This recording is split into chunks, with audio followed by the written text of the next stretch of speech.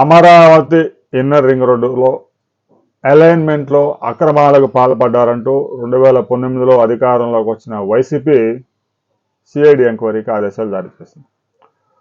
5 సంవత్సరాల కాలంలో కొండను తవ్వి ఏలికను పట్టుకున్నారు. మంత్రి నారాయణ, ముఖ్యమంత్రి చంద్రబాబు నాయుడు 2014 నుంచి 2019 దాకా అధికారంలో ఉన్నప్పుడు, ఆ 2018లో ఇన్నర్ రింగ్ రోడ్డుకు సంబంధించిన అలైన్మెంట్ తయారు చేసినప్పుడు అక్రమాలకు పాల్పడ్డారంటూ పెద్ద ఎత్తున ఆరోపణలు చేశారు. దీనికి సంబంధించిన కేసు 5 సంవత్సరాలు ఎటు తెగలేదు. అనేక రికార్డులు పరిశీలించారు. ఎక్కడ వాళ్ళకి ఆధారాలు లేకుండా పోయినాయి. అసలు కేసు ఉంటే కదా, అక్కడ విషయం ఉంటే ఏదో ఒక విధంగా లాగేవాళ్ళు.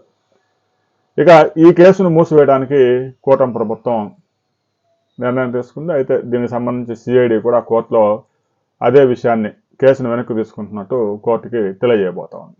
అయితే ఈ కేసులో కీలకంగా ఉన్నటువంటి కరకట్ట కమల్ హాసన్ అంటే మంగళగిరి మాజీ ఎమ్మెల్యే రామకృష్ణారెడ్డి ఇంప్లీడ్ అయి ఉన్నారు. ప్రస్తుతం రామకృష్ణారెడ్డికి వైసీపీకి సంబంధాలు లేవు. ఆ పార్టీలో నుంచి బయటకు వచ్చి తీవ్రమైన ఆరోపణలు చేశారు.